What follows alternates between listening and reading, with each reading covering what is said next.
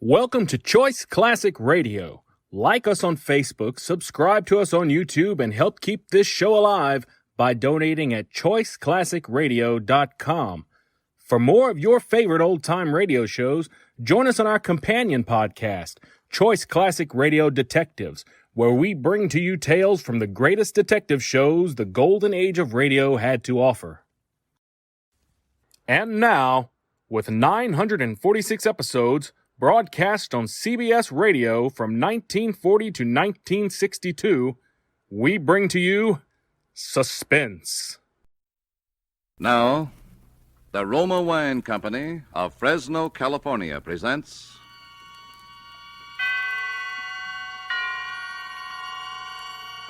Suspense.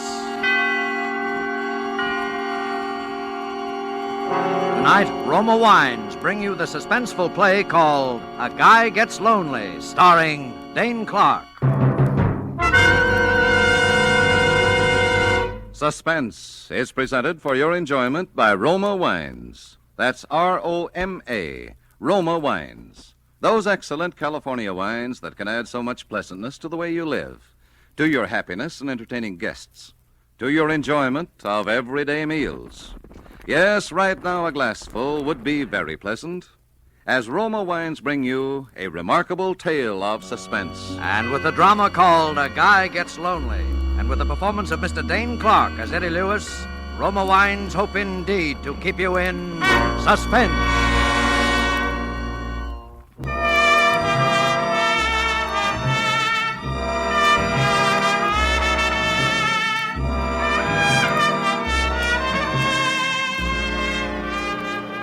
Have you ever been lonely? Desperately lonely? Well, there's an emptiness in the pit of your stomach that no food can remove.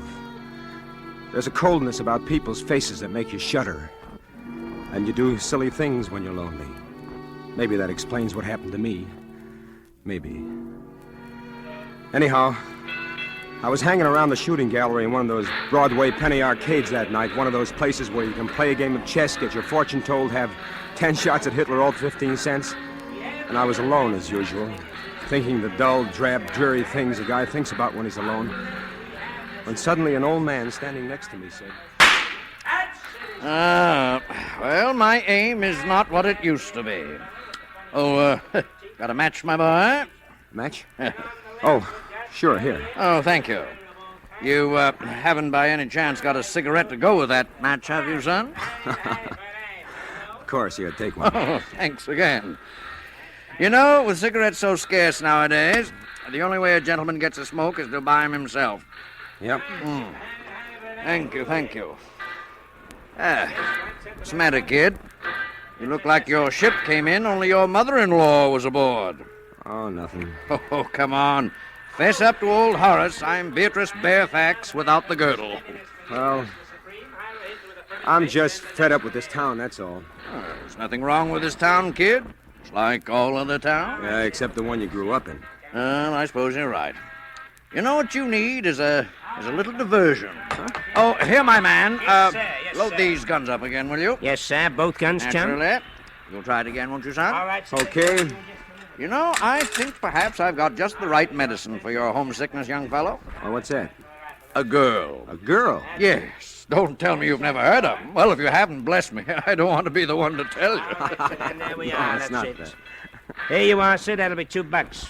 $2? That's right, chum. There's a war on, in case you haven't heard. Ammunition's kind of hard to get nowadays. Oh, well, as a matter of fact, it's a little dark in here, and my eyes aren't what they used to be, so perhaps I'll simply forget. No. Here's the money. Go on. Go ahead, Pop. Shoot. You wouldn't care to make a small wager on this, would you, my boy? As I say, my eyes... No, thanks. Yeah. Well, as I was saying, son, I have a splendid idea. Now, tomorrow, being the Sabbath, my wife and I are bound for Minnewanka on a peaceful little fishing expedition. If you'd care to accompany us, there is a faint chance, just a faint chance, mind you, that I might round up a beautiful young lady who will make it a foursome.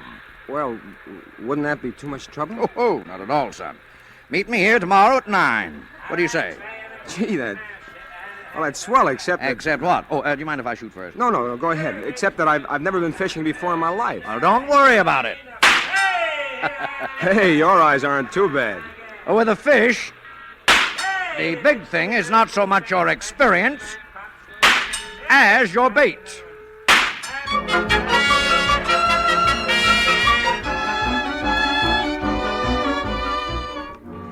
The idea of not being alone again on Sunday is what excited me. I didn't give much thought to the girl until I saw her. If you've ever seen a truly beautiful woman walking toward you, you'll know what I'm talking about. First, you see the tiny gray silhouette in the distance, and then the figure seems to spring to life. Each curve rounds into place, and finally you see the smooth oval face and the long auburn hair dancing in the breeze. And before you know it, you're in a trance, that's all. That must have been what happened to me when I first saw Jolie, because I don't remember much of anything until I heard myself saying, "Oh, hey, what's that?" A worm, silly. You can't fish without a worm. Do I have to? Well, of course. As captain of this boat, I promised to bring in more fish than Horace. Wow. I order you to put that worm on the hook. No, it shakes. Rather gracefully, don't you think? Kind of reminds me of a shimmy queen at a burlesque show. Oh. There. Oh. Now you did it. Easy, wasn't it? Now drop your line in the water. Okay. Well, where's the fish? Patience, lad, patience. The fish haven't had a chance to read your advertisement yet. Well, if they could only see you, Jolie, I doubt if they'd bother with my line at all. Oh, your line isn't bad, Eddie. This is so bad at all.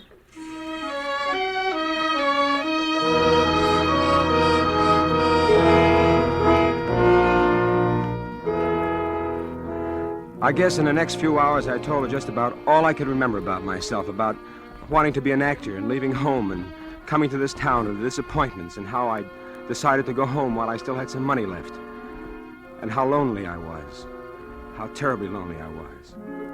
And before she left that night, she wouldn't let me take her home. I made a date for the next night.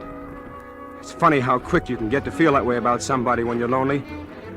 We met in the Astor lobby, and after we talked for a while... Well, for a slow starter, you certainly poured on in the backstretch. No, please don't laugh, Jolie. I'm pretty serious. About what?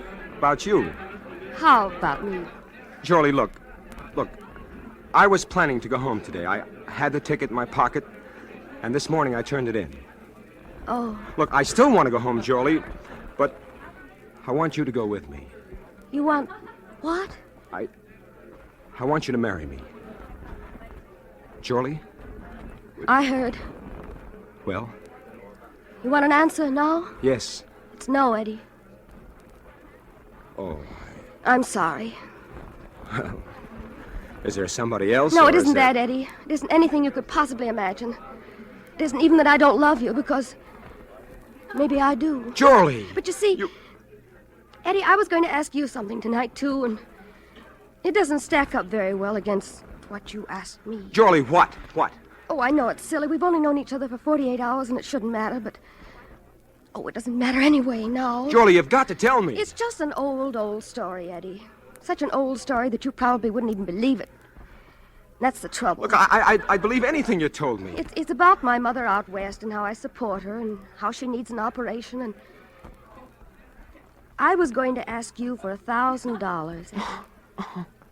Is that all? That's enough. Oh, Jolie, why did you put me through such a cold sweat for a little thing like that? Well, it's pretty complicated, Oh, Eddie. what's complicated about it?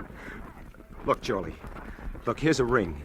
It's all I've got right now, but I wish you'd wear it. Oh, it's beautiful. An old Samoan chief gave it to me when I was in Tahiti. Go ahead, look inside. To Eddie Lewis from... Question mark. Yeah, I had that engraved in it when I got back to the States. I never did know the old guy's name. Will you wear it? Eddie, I'll meet you here tomorrow for lunch. And if I'm wearing the ring, third finger, left hand, you'll know that I do. All right. Jolie, Yes? do you want the money now? No, Eddie, no. Not now.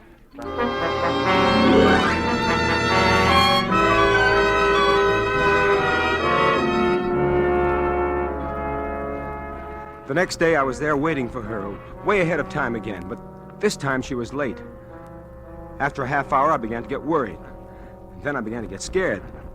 After a full hour had gone by and she still hadn't shown up, I was half crazy, and then I felt a hand on my arm and a voice speaking over my shoulder. You, waiting for somebody? That's right. A lady? Yeah, what about it? Would your name be Eddie Lewis? Yes. Say, what do you know about the fact that I'm... We found your name written in lipstick on the back of a bathroom door up on the 10th floor. After it said Astor Lobby, 1 o'clock. So we sort of put 2 and 2 together. You see, I'm from headquarters, Eddie. What? I'm a detective. Detective? Listen, if you know anything about Jorlie Andrews, I was supposed to meet her here about an hour ago, and she Would hasn't... she have been wearing this ring by any chance? Well, that's right. That's my ring. Where is she? She's down at the city morgue, Eddie. She's dead.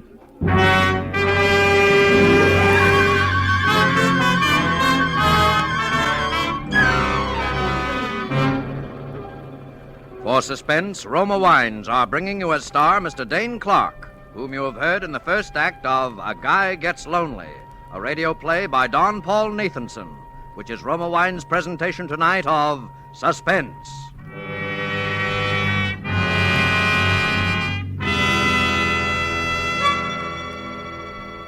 Between the acts of Suspense, this is Truman Bradley for Roma Wines. Gracious hostess, internationally known on entertaining, Elsa Maxwell's suggestions are always worthwhile. Spring is here, and nature is again bursting into life. Let's bring some of this beauty to the dinner table. A centerpiece of spring flowers will brighten your table, and there's no better way to awaken winter-weary appetites than by serving cool Roma Burgundy with the meal. This glorious wine from California goes well with almost any food. So simple, and yet how charming. A few flowers to give your table the gay note of spring. A bottle of cool, delicious Roma Burgundy as the subtle accompaniment to a savory meal. You'll enjoy the tart piquancy, the fruity, robust taste of this distinguished Roma Burgundy. Like all Roma wines, unvaryingly good, always high in quality. The result of selected grapes, slowly brought to perfection in California's choicest vineyards, gently pressed, then brought to fullest flavor by the ancient skill of Roma's famed wineries. Yet all this goodness is yours for only pennies a glass. Remember, more Americans enjoy Roma than any other wines. R-O-M-A, Roma Wines. And now Roma Wines bring back to our Hollywood soundstage Dane Clark as Eddie in A Guy Gets Lonely, a play well calculated to keep you in suspense.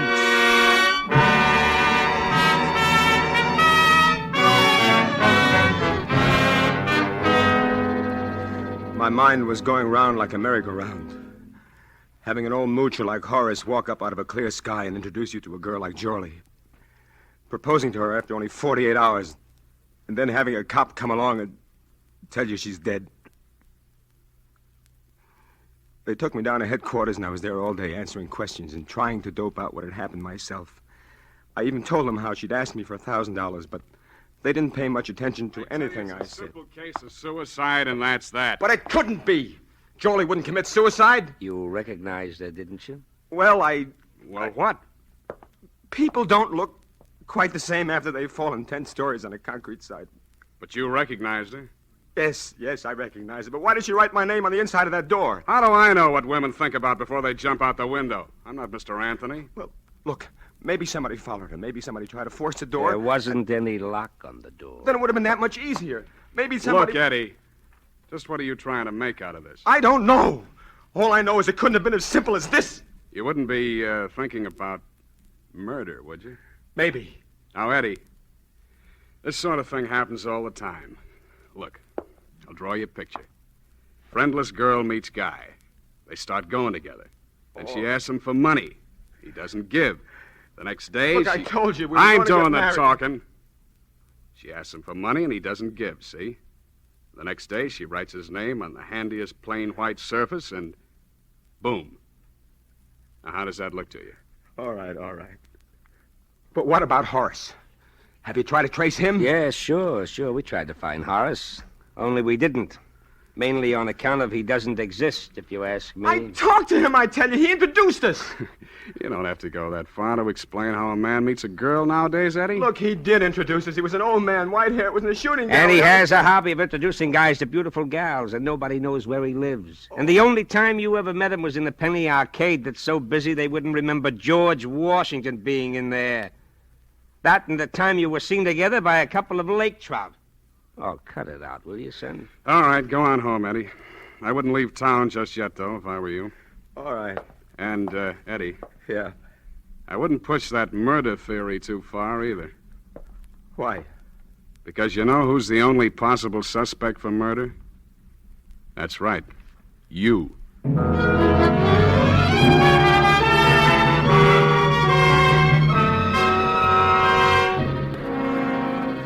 First, I didn't know what to do or what to think. I didn't blame the cops. From where they sat, it just didn't make any sense any other way. And then all at once, I knew what I was going to do. First, I moved to another hotel, just in case. And then I started growing a full beard, and I dyed it black.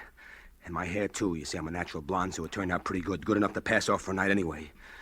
And I really am an actor. Maybe no Barrymore, but enough to give a fair imitation of an accent. And I got some different clothes, and then I was ready. I began haunting that shooting gallery because I figured the old man had a system. But after about 3 weeks, I'd about given up hope. When one Saturday night, I walked into a little place off Times Square, and I saw him. My heart was jumping through hoops, but I just sort of moseyed around, tried to look as down in the mouth as I could, kept my face out of the light. I felt pretty safe with the beard, so I went over and I stood next to him. Oh. Well, my aim seems to be off tonight. Oh, pardon me. Do you have a match? I reckon I do. Sure, here you are. Oh, thank you. My boy, like to try your skill at the shooting gallery? Perhaps a little wager? Oh, no, thanks. I've just about had enough shooting to last me a lifetime. I just come back from 2 years in the South Pacific. So that's where you got the beard? Yeah, a bunch of us fellas grew 'em down there. I promised my kinfolk I'd let 'em see it before I shaved it off. I'm not so sure I would shave it off. It's mightily becoming to you. Thank you. Where are your folks? Texas. Got a mighty nice little ranch of my own down there. I sure do miss it.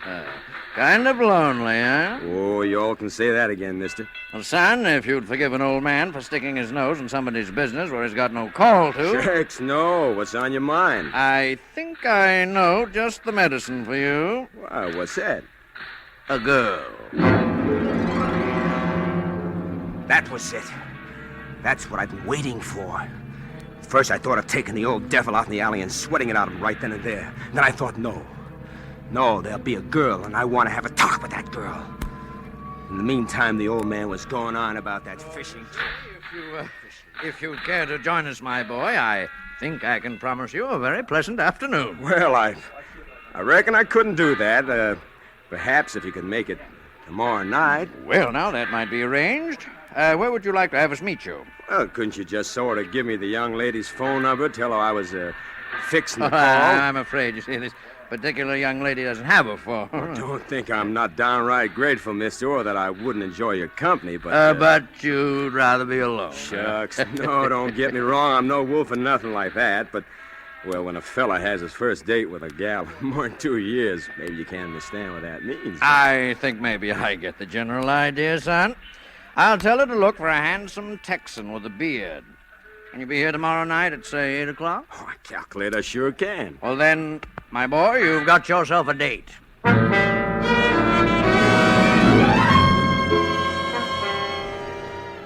next night I was there in plenty of time. I had plans for that girl, lots of plans. As I got around toward 8 o'clock, I kept looking toward the street entrance, but somehow I must have missed her because the next thing I knew, there was somebody standing beside me and I heard a voice. Hello there. I'm Joyce Island. It seemed as though minutes went by before I was able to say a word. If it hadn't been dark where I was sitting, she couldn't have but helped to see that something was wrong. Because the girl was Jorlie. My Jorlie, who was supposed to be dead. The Jorlie that I'd seen it myself at the slab at the city morgue. And somehow I managed to pull myself together and start talking. You're Johnny Farrell, aren't you? Yeah, that's right. It was sure mighty nice of you to come. Oh, that's all right. I wasn't doing anything. Is there anything in particular you'd like to do now? No, nothing in particular. I thought maybe you'd like to go dancing or something like that, Only what? Well, I discovered a terrible thing just before you got here, Ma'am. You can call me Joyce. You see, I left my wallet up in my hotel room. Oh? If you all wouldn't mind stopping by there with me for a minute while I pick it up, then we could... And I suppose while we're up there, I can look over your etchings. Oh, huh? no, ma'am. I ain't that kind. Honest, I'm not. But if you don't want to go, it... Oh, what's the difference? Come on, let's go.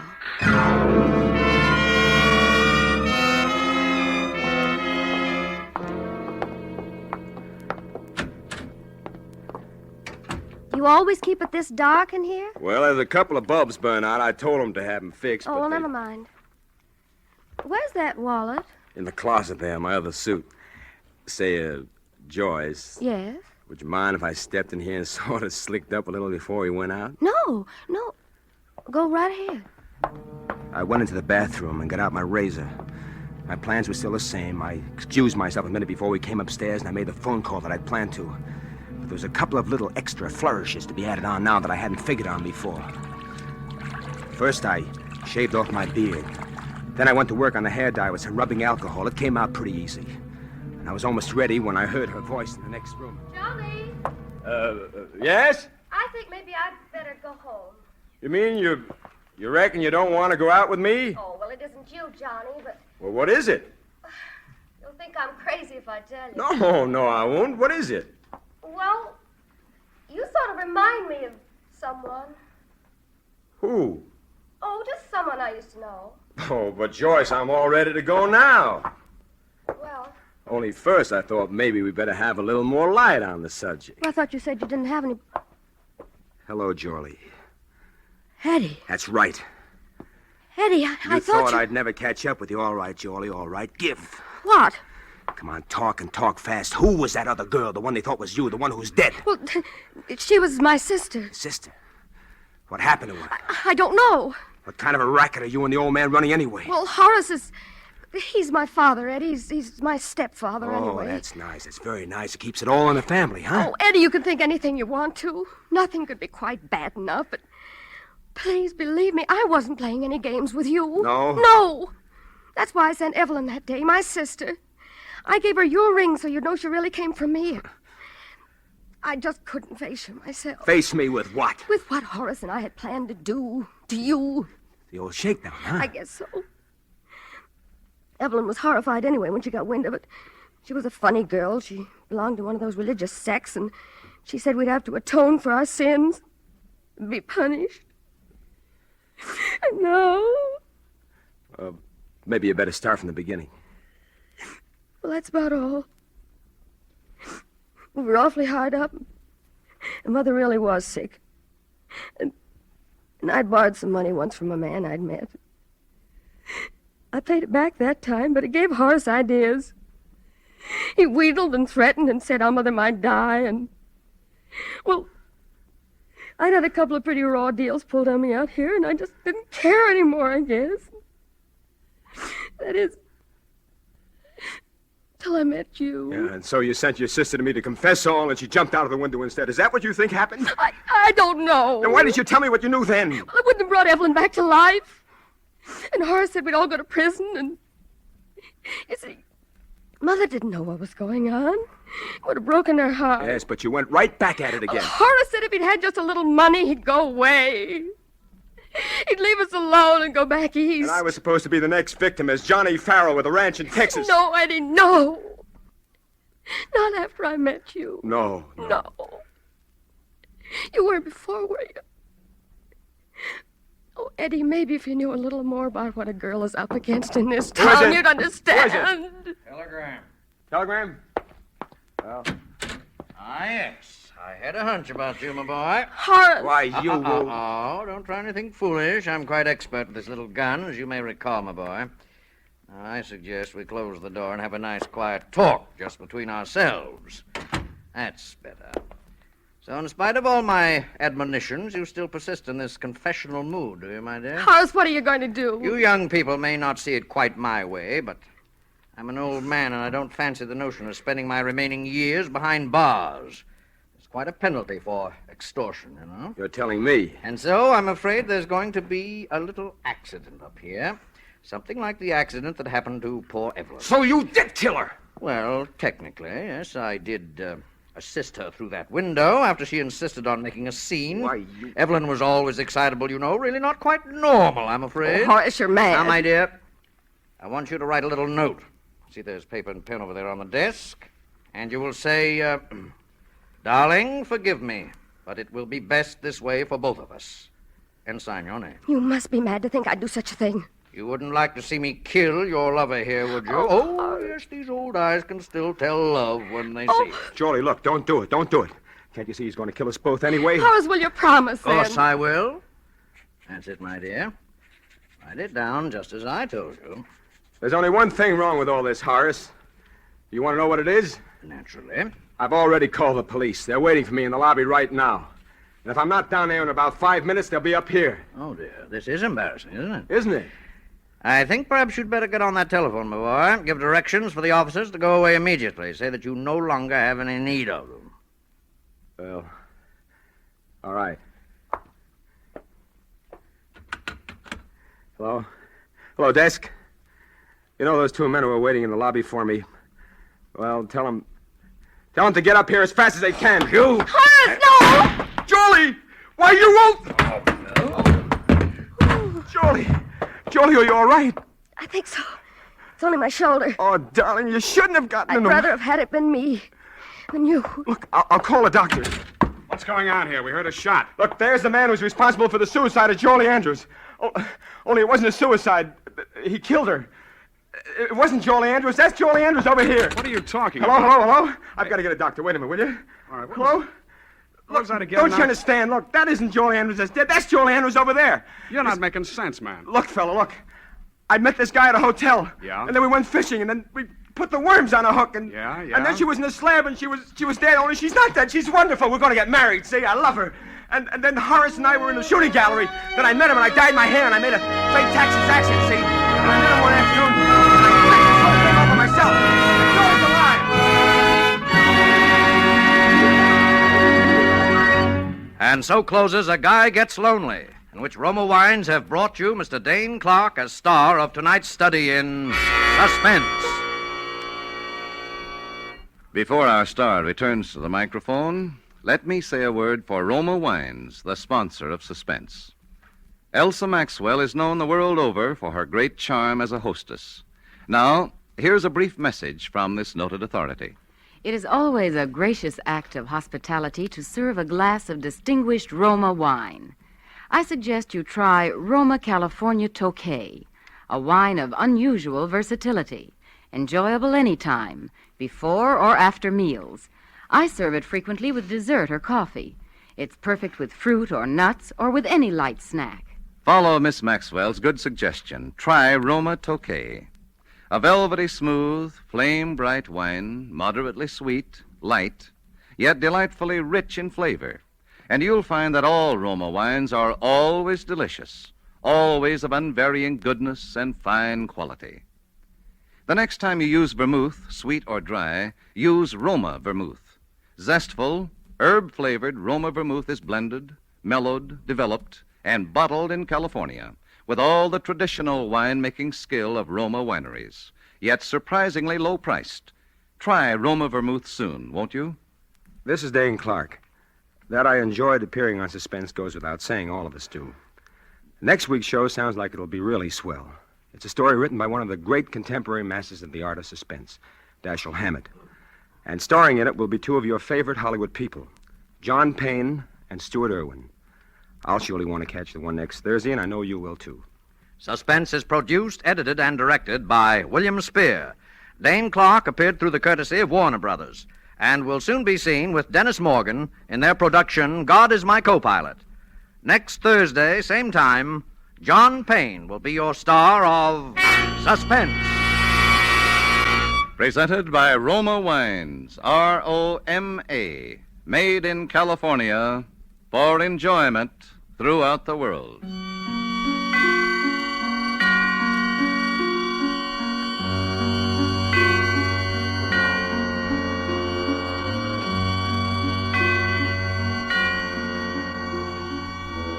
This is CBS, the Columbia Broadcasting System.